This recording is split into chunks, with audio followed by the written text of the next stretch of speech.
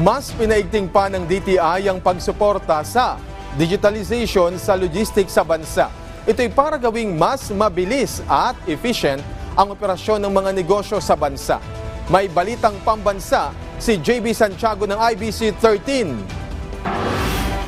Suportado ng Department of Trade and Industry o DTI ang digitalization sa logistics sa Pilipinas para gawing mas mabilis at efficient ang operasyon ng mga negosyo sa bansa. Ayon sa DTI, malaki ang may tutulong ng pagsanib pwersa ng fintech at logistics technology para mapalakas pa ang ekonomiya ng bansa. Layon ng hakbang na ito na gawing seamless ang proseso ng supply chain mula sa order hanggang sa delivery.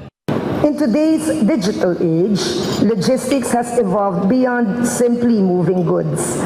It's about moving value, data, and trust across borders and industries.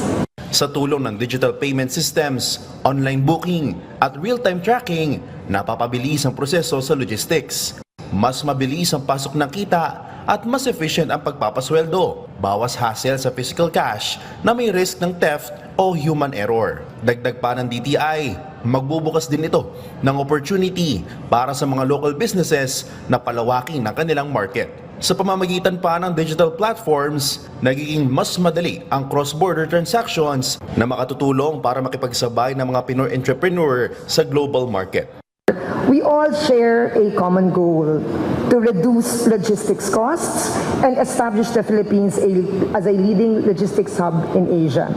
Patuloy na nakikipag-ugnayan ang DTI sa fintech at logistics companies para maisulong ang digitalization sa sektor na ito. Mula sa IBC 13, JB Santiago para sa Balitang Pambansa.